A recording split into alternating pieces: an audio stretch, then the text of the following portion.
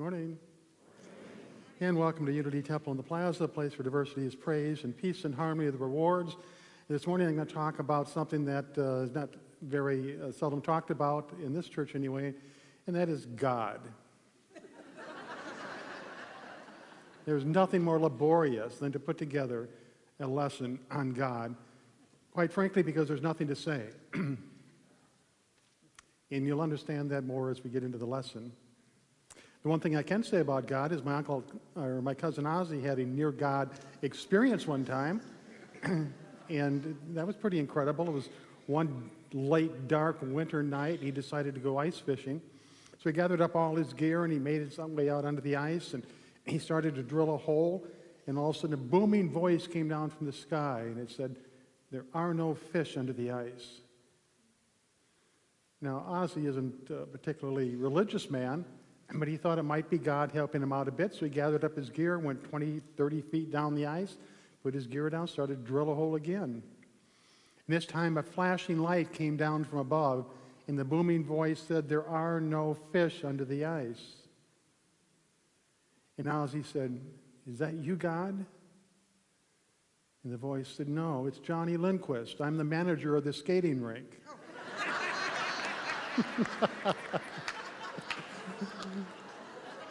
Thank you for indulging me.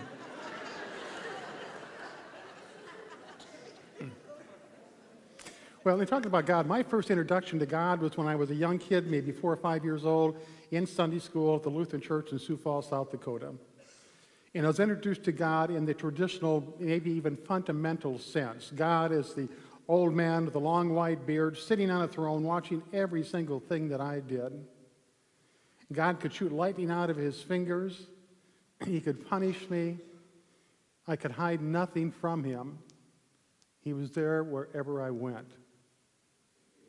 Well, coincidentally, it was the same time that I was introduced to Santa Claus and the Easter Bunny. So it was a very impressive year for me to have all of these stories come down. But as I grew older, I came to realize that these stories about God were just that. They were stories, and they were unbelievable. And it offended my common sense to believe in something that to me seemed so preposterous. And so when I was confirmed in the Lutheran Church, I came to the conclusion I didn't need religion in my life. I could do quite well without it. Things went along marvelously well. I thought, as a teenager, there's ups and downs as everybody goes through. But then when I got into my early adulthood years, my life kind of took a wrong turn, and things went bad. I was upside down in so many things. I was defeated. I was lost. I had no clue what was going on, and I knew that I could not do this life by myself, that I needed something, something greater than myself to turn to for spiritual direction. And with that search, I came to Unity, and I discovered that Unity had a wonderful brand, so to speak, of spirituality that wasn't religious. And that made all the difference in the world to me, because it wasn't about all these various myths that religion pervades, but rather it was about me and the potential that I had and the difference I could make in the world around me and the pleasure and the great joy I could get from the world around me. It made all of the difference in the world. But I was still of that mindset where God didn't enter the picture because God was just a myth, and I also poo-pooed the Bible because the Bible was full of all sorts of different stories that were supposed to be taken literally. Well, Unity had such an effect on me that I began to study the various courses, went on to the seminary, became a Unity minister, and it was in that process where I began to deepen my study of religion that I discovered that there's been two major disservices done to the people on this planet by religion. And the first is that God is that old man on a throne someplace out there that is vindictive, that is revengeful, that is punishing, and that is very, very much ashamed of us because we were born unworthy. And we're born sinful by nature. And I discovered that wasn't true at all. That wasn't the concept people had of God going all the way back to the Old Testament. That was something that came much, much later. our understanding of God, even in this day and age, is undeveloped. It is still very much antiquated in regards to how God can serve us or how we can have a relationship with God. The same definition of God has sustained itself for 4,000 years, even though it defies scientific discoveries and, once again, our own common sense. So the first of all was the portrayal of God in my life, which wasn't comfortable at all. But the second thing was the Bible. And the Bible was written by 40 different writers over a 1,500-year period. And it was never meant to be taken literally. It was never meant to be historical fact, except for the Hebrew culture and the history of the Hebrew people. But everything else, all the stories, were meant to be taken allegorically. And allegorically means to read something to find the lesson in it, to find the moral of the story, so to speak, to find that which we can apply in our own lives. And it isn't just till recent modern times that whole thing was shifted and people were directed to read the Bible literally, that every single word was true. Every book in the Bible, every chapter in the Bible, every verse in the Bible, every line in the Bible, every word in the Bible literally true. But that's never the way it was intended. And in changing to that literal approach to the Bible, it deemed it less worthy, I think, to many people. Because if it's just full of a lot of things that are impossible to believe, then what good does it have for me? So in going back and taking the Bible allegorically, we can read the stories without a sense of disbelief or without a sense of rejection. We can read the stories and we can find within them lessons that are just as applicable to our life today as they were 4,000 years ago. One of the stories I'm going to tell today is about Moses and the Ten Commandments. I think it's one of the most meaningful, impactful stories in the Bible. Moses was head of the Israelites, and they were held in slavery in Egypt. Well, one dark night, after a long time of planning, they all got together and they escaped out into the vast expanse of desert. The Israelites traveled for about 3 months. They were getting tired. They were getting hungry. They were starting to get irritable. So they came to a place that was perfect for them to camp, and that was at the base of Mount Sinai. Well, Moses was getting a little bit disturbed by the people because they were really arguing with each other. They were taking each other's supplies, and they weren't paying respect to Moses as the leader. So he told them, I'm going up the mountain, and I'm going to talk to God. Maintain your faith in God. God will see us through, and I'll be back. So Moses goes up the mountain, and there he sees a burning bush with 10-foot-high flames. And from the bush, God spoke to him. He said, I will give you 2 stone tablets. On them there will be 10 commandments. If your people accept these commandments and they follow them, order will be restored to your community. Well, Moses was delighted with this. He took the 2 stones, went down the mountain, but when he came down, he discovered that all of his people had melted down any sort of gold that they had, and they had created a golden calf. And that golden calf became their god. So when Moses came down, he saw them worshiping this golden calf. They were dancing around it. They were bowing down. That became the new god, and he became so angry, as you can see in the front of your bulletin. He became so angry that he took the 2 stone tablets and he crashed them down on the rocks, and they broke into hundreds of pieces. Well, the next day he woke up and thought, oh my gosh, what have I done? So he went back up the mountain, found God again, told him what happened, and God said, I'll give you 2 more stone tablets. But don't come back for thirds. This is it. So Moses goes back down the mountain, he comes to the people, and he says, this is the secret to life. With these 10 commandments, we can establish rule, order in our community that will have peace within us, it will have harmony amongst us, it will have love to be expressed, and it will have compassion. Now, of the 10 commandments, the first 3 are all about God. God got himself in there first. The first commandment is, put God first. Thou shalt have no other gods before thee. The second commandment is, don't take my name in vain. And the third one was, don't create idols to worship. Put God first. From that, God goes on with 7 more commandments to tell the people what they have to do to put God first. And it's all about treating each other. It was basically a how-to course in relationships.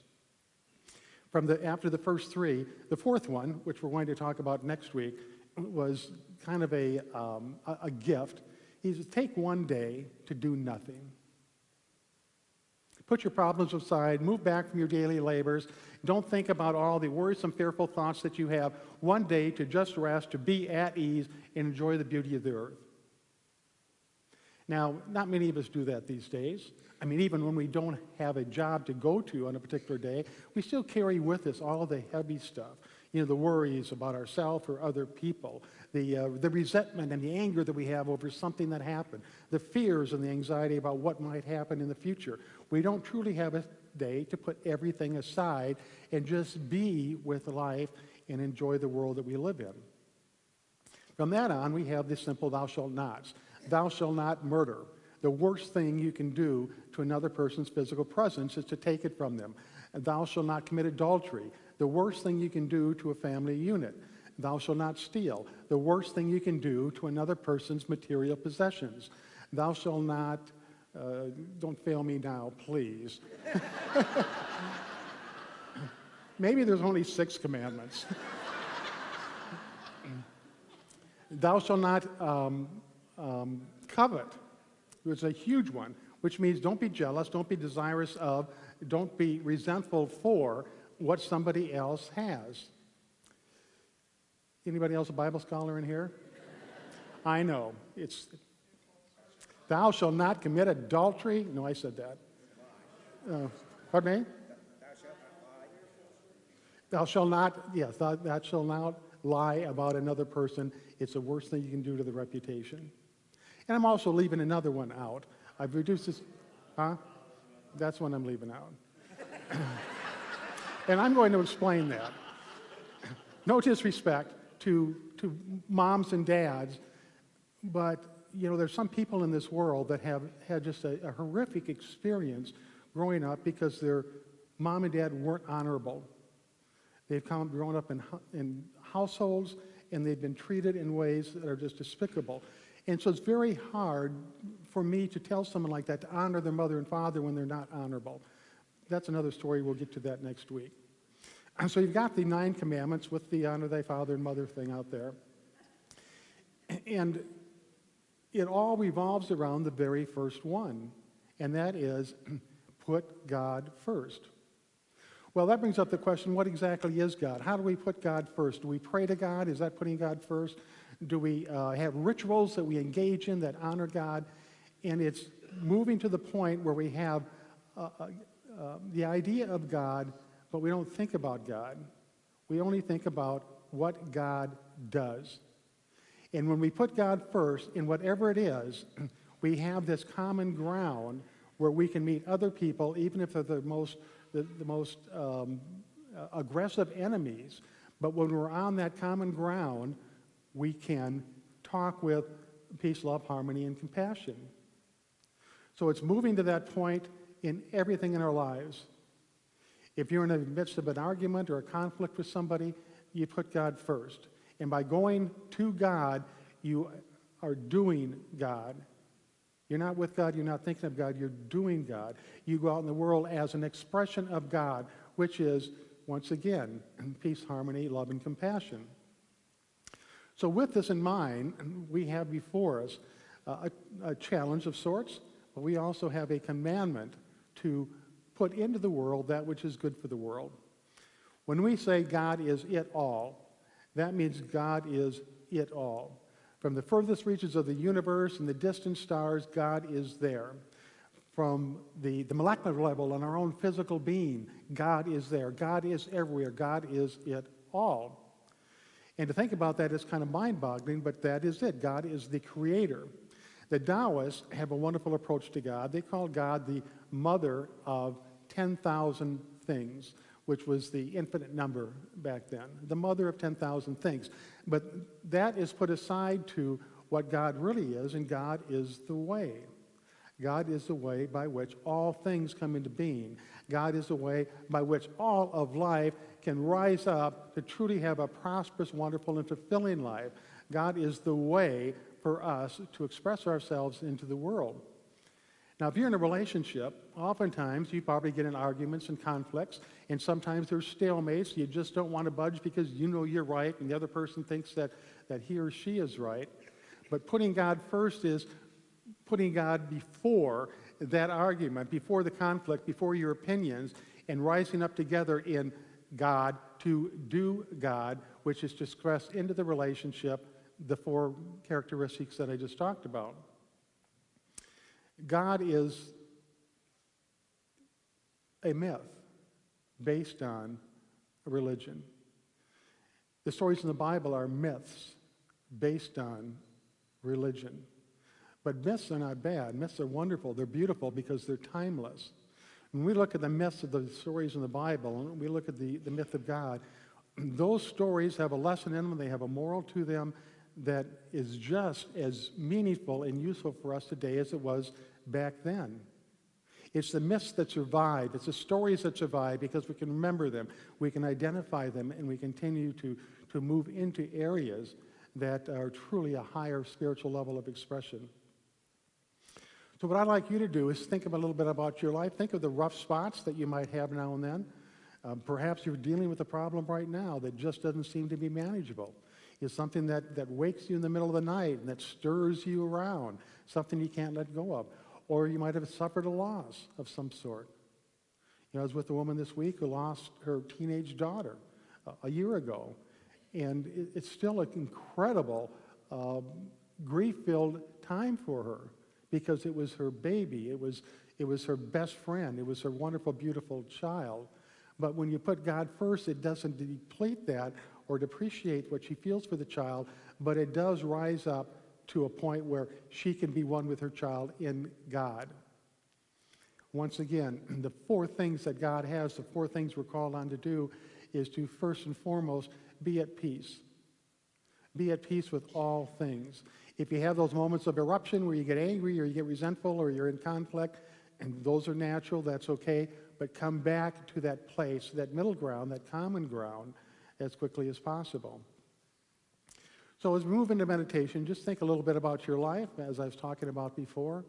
Come to a determination of what you would like to see happen in regards to those things that hurt, those things that are uncomfortable, those things that just irritate you, to move them out of your life and have you move beyond. And it all begins with putting God first. So we'll now move into meditation.